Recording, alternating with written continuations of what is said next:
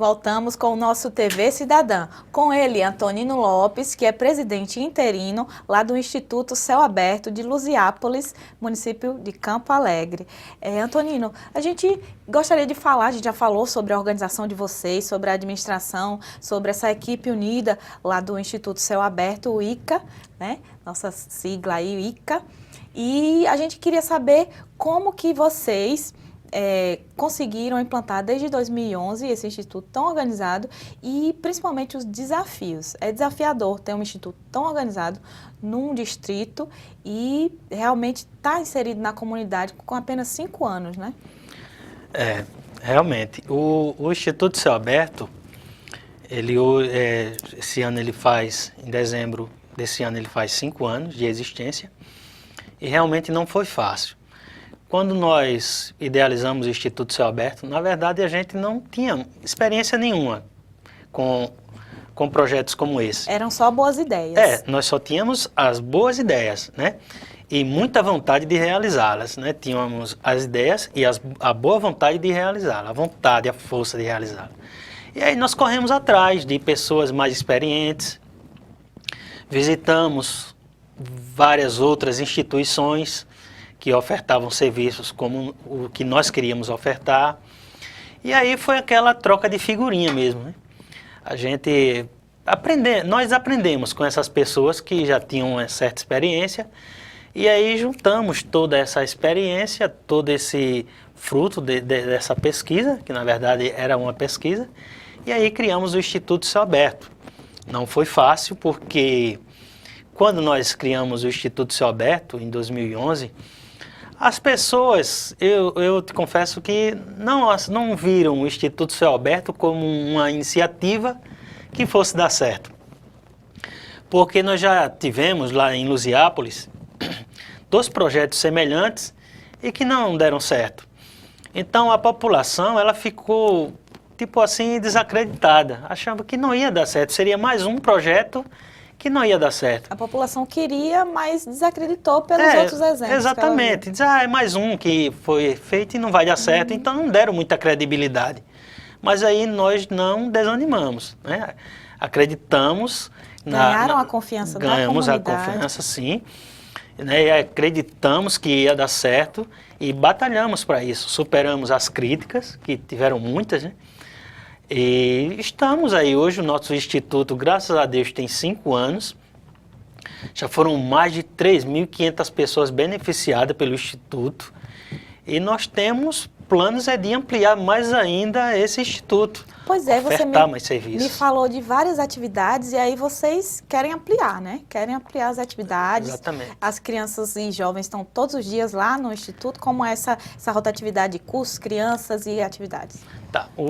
Nós temos no Instituto, além dessas ações que eu já mencionei, nós temos no Instituto também uma biblioteca, que é a Biblioteca Professora Mariquinha. Essa biblioteca nós começamos num espaço pequeno lá no Instituto, com poucos títulos, uma mesinha pequena, mas era a nossa biblioteca, era o que nós tínhamos, né? Hoje essa biblioteca ela foi ampliada, nós recebemos doações de mais títulos. Hoje a nossa biblioteca ela possui mais de 1.000 títulos, isso sem contar as centenas de historinhas de revistas em quadrinhos que nós temos lá. Então a nossa biblioteca, a gente sempre brinca assim no Instituto, diz que a biblioteca é o xodó do Instituto, porque é o ambiente mais frequentado por criança é a biblioteca. Para você ter uma ideia, nós recebemos lá na biblioteca aproximadamente 200 crianças por semana. Então há um fluxo muito grande de crianças na biblioteca. E ainda nós temos também 2 dias na semana em que a biblioteca recebe alunos das escolas municipais lá de Luziápolis. Então o ambiente, assim, é a parte do Instituto que é mais frequentada, né? Na biblioteca também, é importante salientar que nós temos uma parceria muito grande com as escolas do município, escolas municipais, porque levam esses alunos para a biblioteca, lá eles leem revistas em quadrinhos.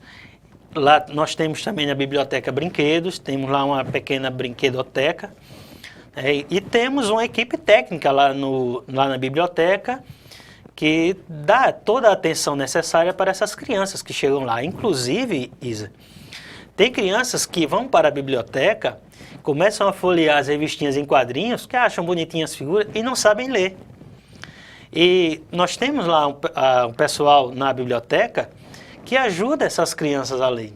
E nós temos exemplo lá de crianças que começaram a frequentar a biblioteca, não sabiam ler e já lê algumas palavrinhas com a ajuda dessas meninas que trabalham lá na biblioteca. Para você ver a importância desse espaço, a importância da literatura, a importância, né, de um simples gibi, que é o material de entrada delas para o mundo da leitura, né? E vocês também aceitam doações de livros, né?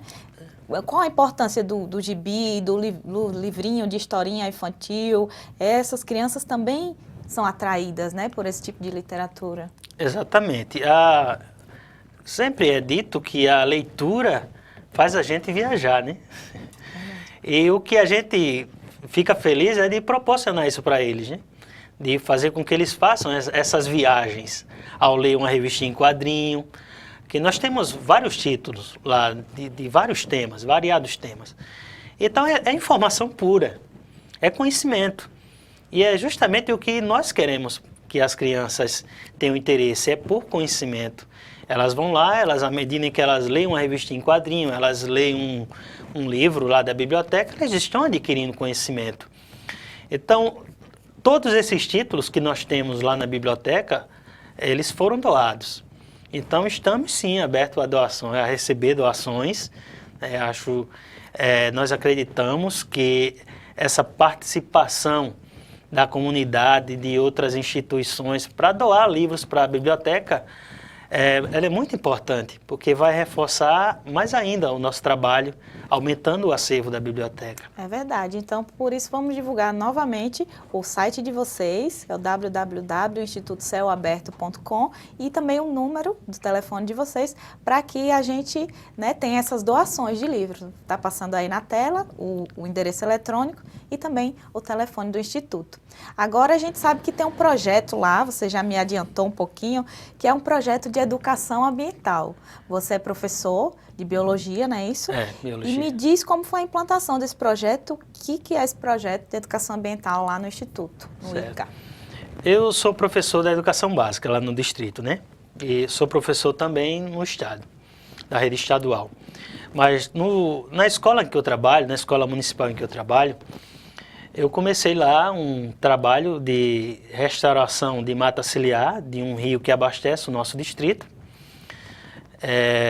E esse projeto, que nós chamamos de Projeto de Restauração da Mata Ciliar do Rio Escorrega, que é o nome do rio que abastece o nosso distrito, ele tem como objetivo restaurar a mata ciliar desse rio por meio da educação ambiental.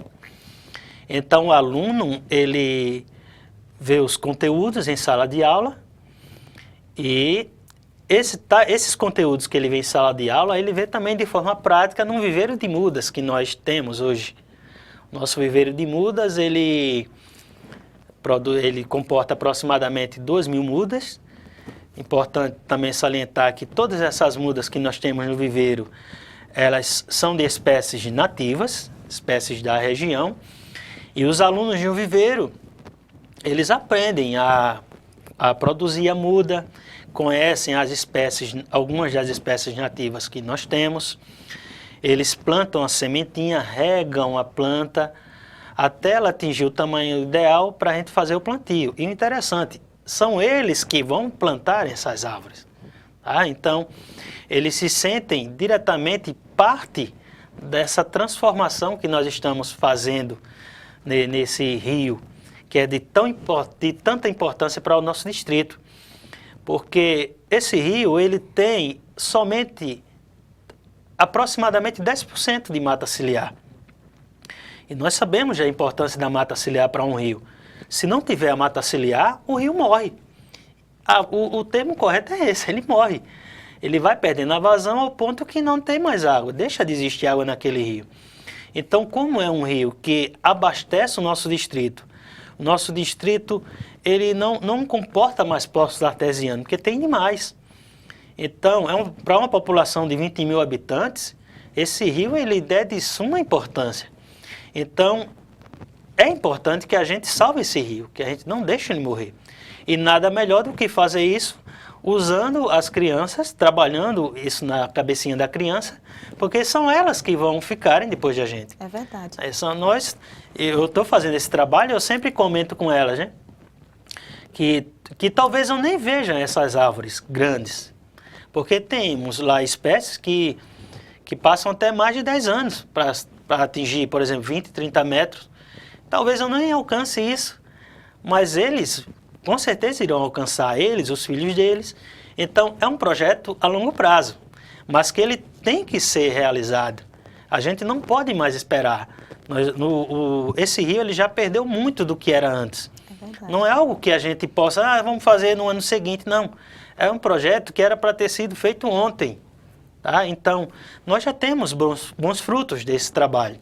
E esse trabalho vocês escreveram num prêmio nacional, né? E ficaram bem colocados. Me explica pra gente que prêmio foi esse. Foi o Prêmio Educador Nota 10, no ano passado.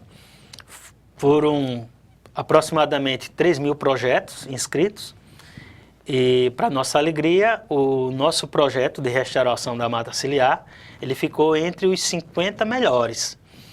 Então, foi algo assim muito gratificante, né? Depois teve uma segunda seleção, que seriam os 10 melhores. Infelizmente não ficamos entre os 10 melhores, mas foi motivo de muita alegria a gente ter ficado entre os 50, porque teve todo um reconhecimento desse projeto, as pessoas passaram a conhecer mais ele, e até quem assim, achava que não era um projeto tão importante passou a enxergá-lo diferente. E é importante. Porque ele é importante. E outros projetos, esse continuará, esse projeto de educação ambiental, e outros projetos virão, né? Com certeza, a gente está sempre criando outros projetos, né?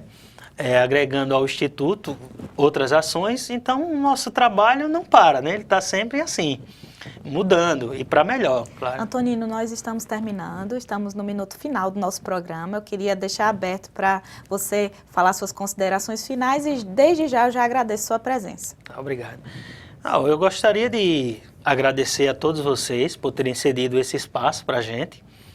É de extrema importância ações como essa serem divulgadas, para que as pessoas nos apoiem mais, contribua para a vida desse instituto e que também possa fazer o mesmo que a gente faz. Porque os problemas que a gente enfrenta na nossa comunidade não é só lá não, existem em vários outros locais. Então é importante também que as pessoas usem nós como uma referência, que façam o mesmo que nós estamos fazendo lá no nosso distrito. Tá? Então, desde já, eu agradeço a vocês, a equipe da TV Assembleia, agradeço a todos os ouvintes e espero que esse projeto dê mais frutos do que o que já tem dado. E dará. Parabéns pelo trabalho do Instituto Céu Aberto. Obrigada pela sua presença e obrigada também, telespectador do TV Cidadã.